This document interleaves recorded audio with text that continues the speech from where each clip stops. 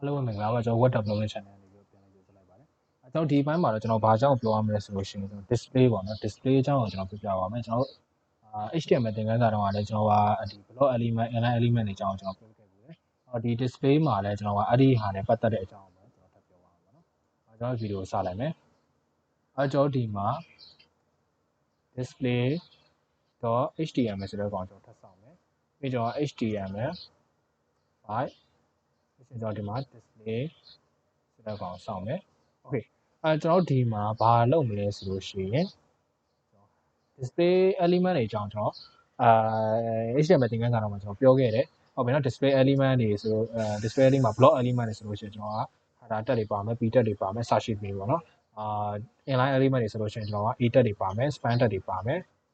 search tree တွေပေါ့နော်ကျွန်တော်အဲ့ဒါတွေပါမယ်အဲ့တော့လောလောဆယ်ကျွန်တော် block element တစ်ခုဆောင်မယ် block element ကျွန်တော် h1 tag တစ်ခုကိုဆောင်မယ် h1 အဲ့မှာကျွန်တော်ကဒါ display block element ဆိုပြီးကျွန်တော်ရေးတယ်โอเคပြီးလို့ရှိရင်ကျွန်တော်က span tag တစ်ခုစောက်မယ် inline element တစ်ခုပေါ့နော်အဲ့မှာကျွန်တော်က inline element ဆိုပြီးကျွန်တော်ကရေးထားတယ်โอเคအဲ့မှာကျွန်တော် CSS မှာကျွန်တော်က CSS file တစ်ခုစောက်မယ်ကျွန်တော် display.css ဆိုတဲ့ကောင်ကျွန်တော်စောက်ဟုတ်ပြီနော်ပြီးလို့ရှိရင်ကျွန်တော်တစ်ခါလေး link ချိန်မယ် align link CSS တွေက display.css ကိုကျွန်တော်တစ်ခါလေး link ချိန်โอเคအဲ့တော့ကျွန်တော်ဒီကောင်ကိုကျွန်တော် run ကြည့်မယ်ကျွန်တော်ဒီမှာ test မှာ display.html ဟုတ်ပြီနော် block element ရှိတယ် inline element ရှိတယ်ဟုတ်ပြီနော်သိတာအောင်ကျွန်တော်ကh1 ကိုကျွန်တော်ဟုတ်ပြီနော် h1 ကိုကျွန်တော်က background color ကျွန်တော်ကbackground color ကိုကျွန်တော်က blue ထားလိုက်မယ်ပြီးလို့ရှိရင်ကျွန်တော် color ကို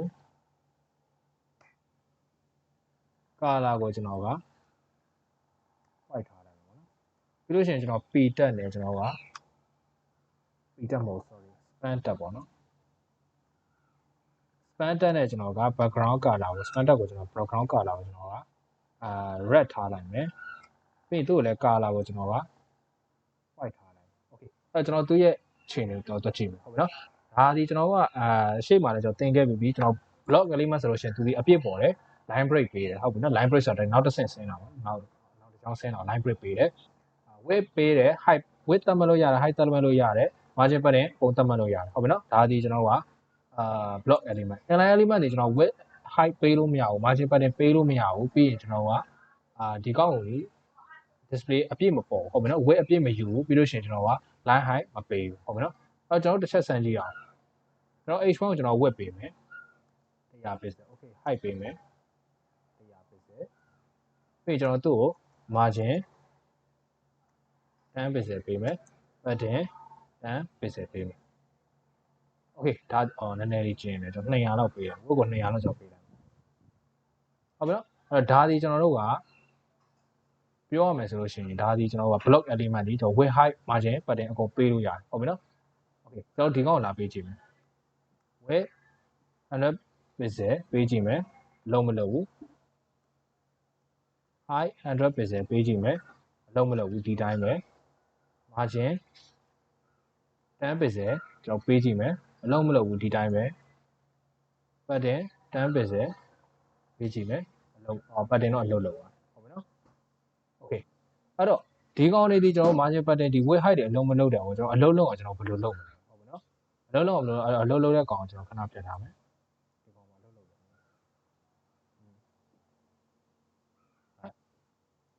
ီကောင်မှာဘာလို့လဲက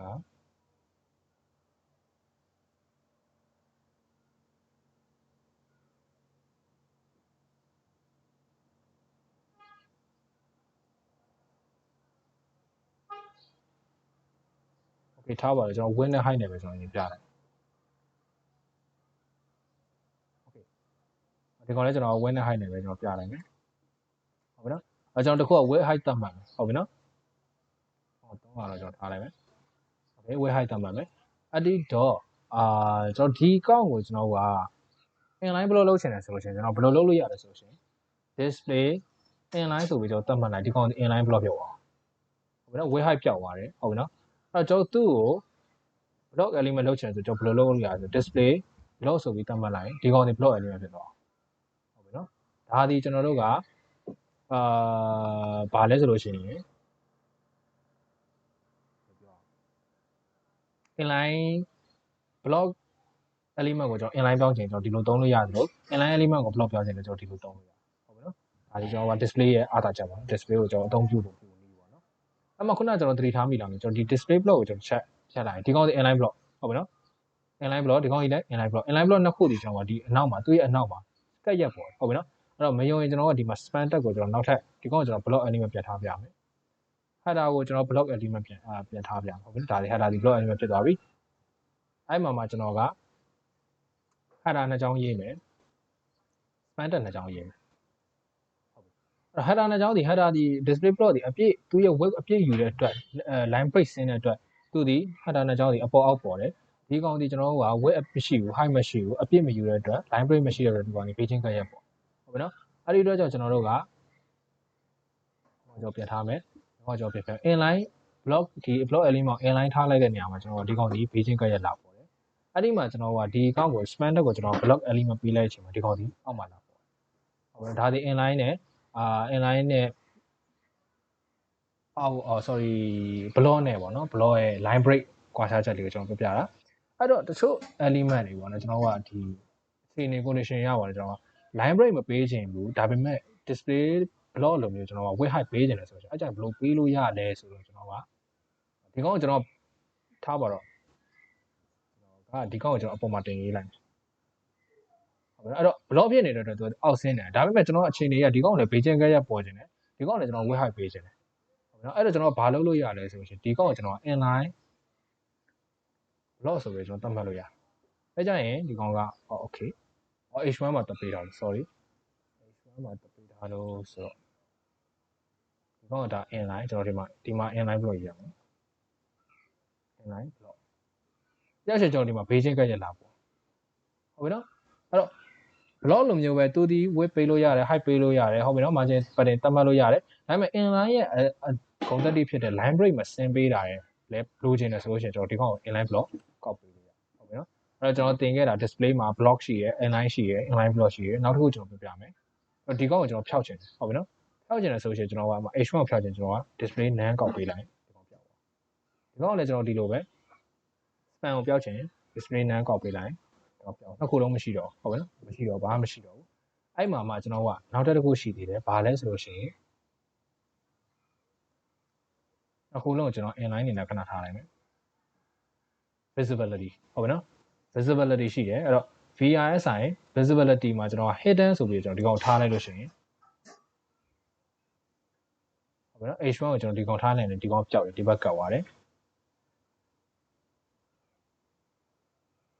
ဒီကောင်ကိုထားလိုက်ရင်လည်းကျွန်တော်ကဟုတ်ပြီနော်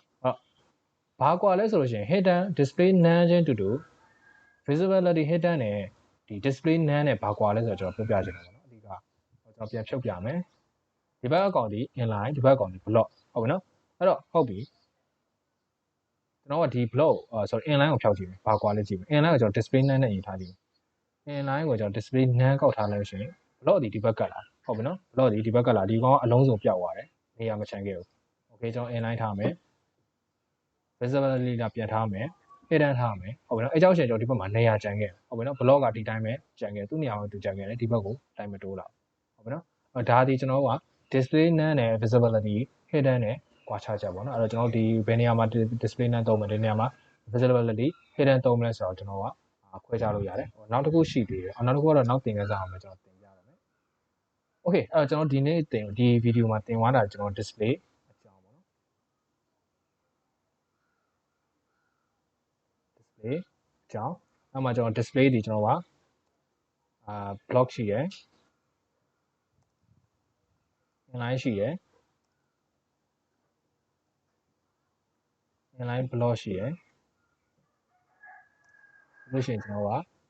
none ရှိရယ်ဟုတ်ပြီနော်နောက်တစ်ခု display တစ်ခုရှိနေတာဘာလို့ဆိုလို့ရှိရင် flash display flash ဟုတ်ပြီနော်ဒါဒီကျွန်တော် flash sorry flash box သင်ခန်းစာရအောင်ကျွန်တော်အဲ့ display flash အကြောင်းကျွန်တော်ပြောပြမယ်ဘာလို့ဆိုသူနဲ့တွဲသင်ရမယ်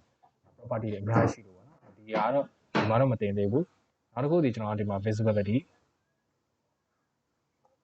none ဆိုတဲ့ကောင်ကိုကျွန်တော်တင်ပါဟုတ်နော်အဲ့တော့ဒီဗီဒီယိုကဒီလောက်ပါပဲအဲ့တော့ကျွန်တော်နောက်ထပ်ဗီဒီယိုမှာနောက်ထပ်သင်ခန်းစာတွေကျွန်တော်ထပ်ပြီးတော့တင်ပြပါမယ်အဲ့တော့အားလုံးကျေးဇူးအများကြီးတင်ပါတယ် water